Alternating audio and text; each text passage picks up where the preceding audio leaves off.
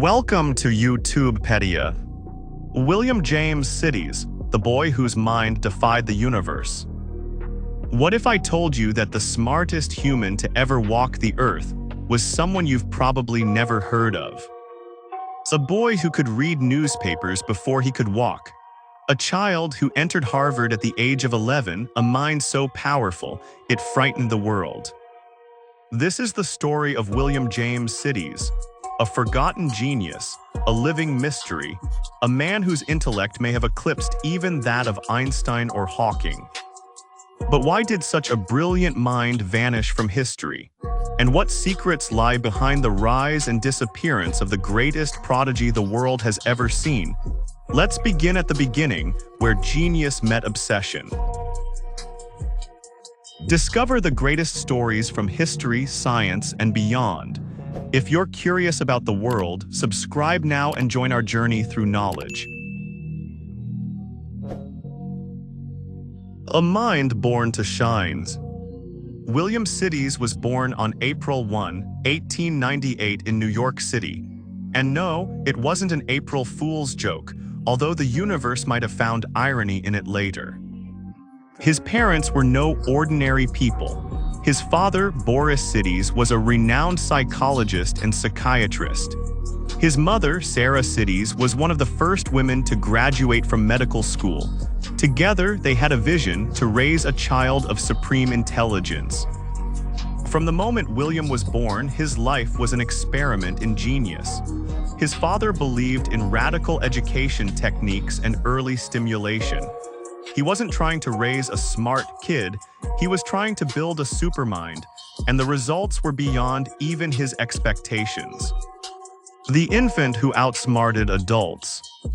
By the time most babies are babbling nonsense, William was reading words. At just 6 months old, he was reportedly identifying letters of the alphabet. By 18 months, he was reading the New York Times aloud. At age 2, he taught himself Latin. At age 4, he typed his first book, a guide to anatomy for his cousin.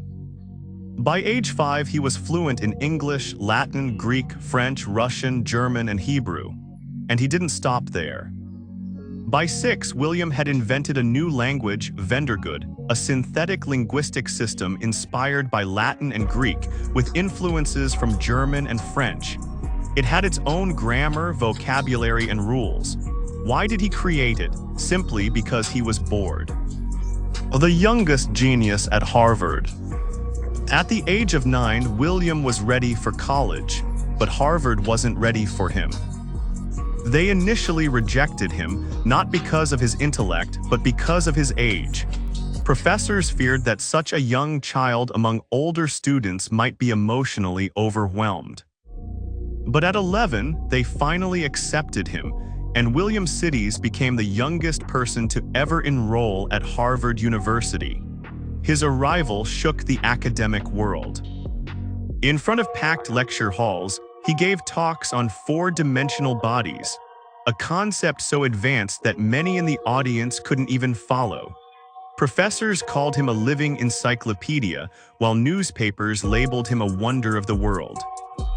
But behind all the applause was something darker. The world wasn't just fascinated, it was obsessed.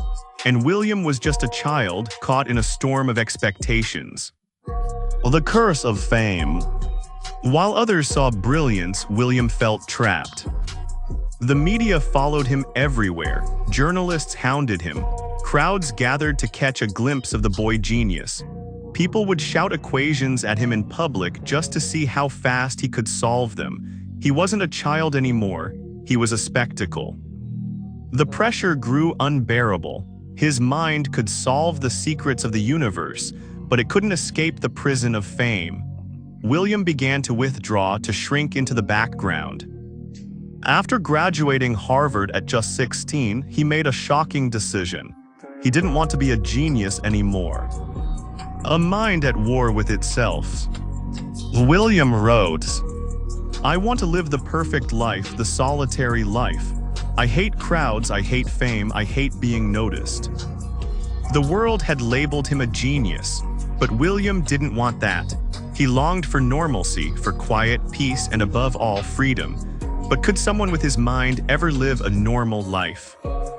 Even in his isolation, he continued to explore advanced mathematics, logic, and languages. But he published his work anonymously.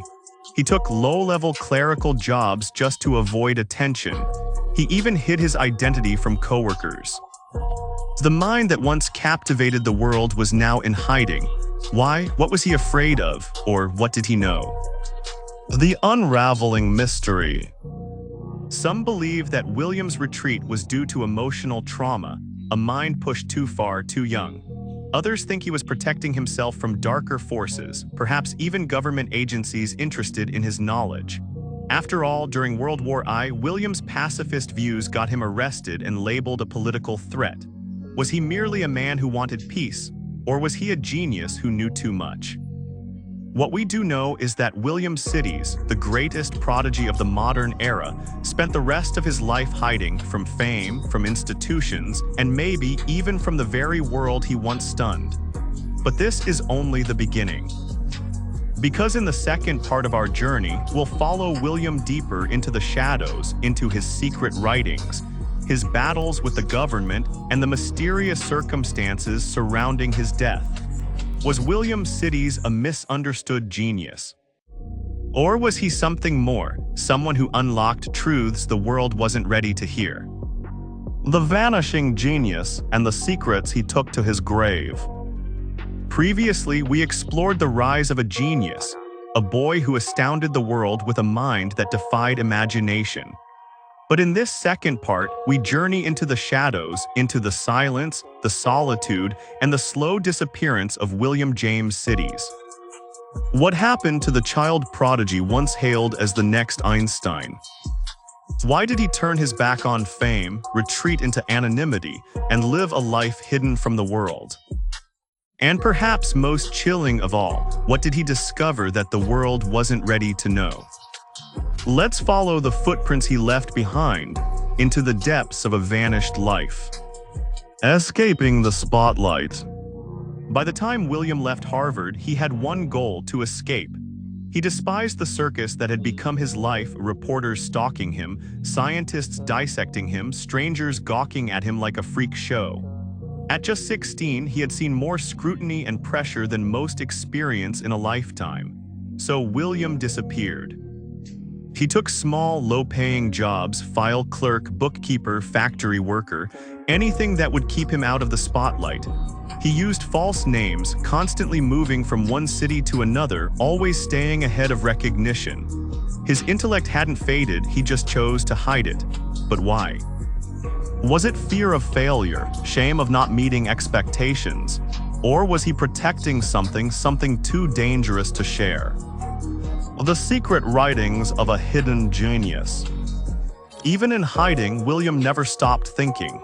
He may have rejected fame, but his brain remained ablaze.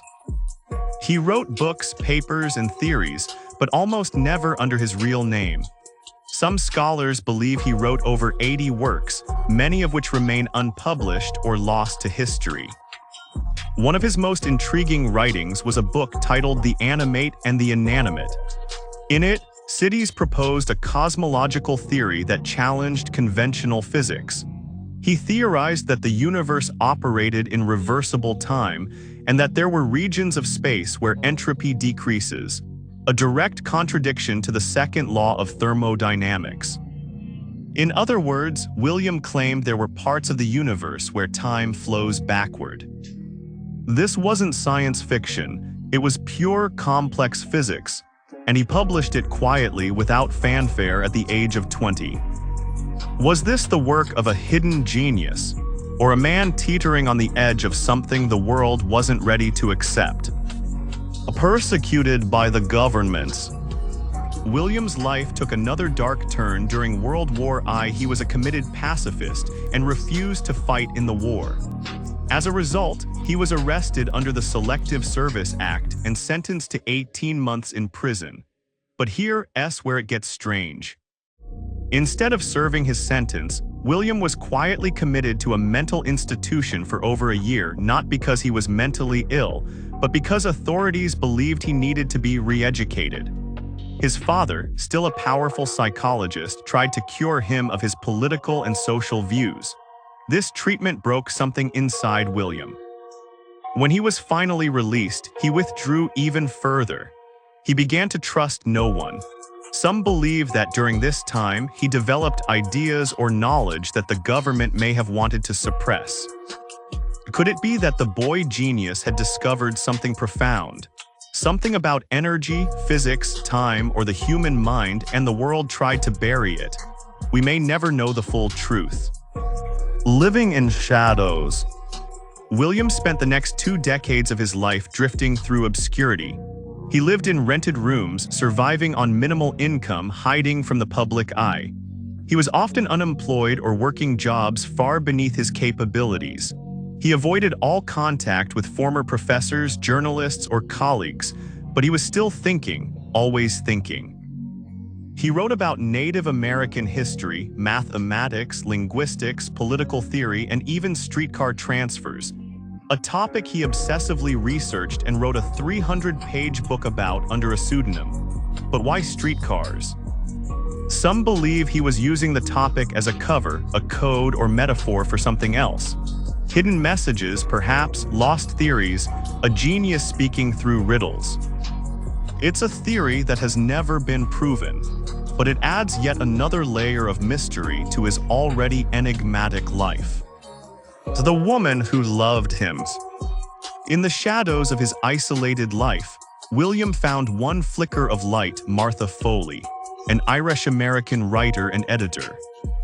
William wrote heartfelt letters to her for years, though they were never formally in a relationship. The letters reveal a man torn between his brilliant mind and his longing for emotional connection. He confided in her, sometimes hinting at his loneliness, other times slipping into complex philosophical and scientific tangents.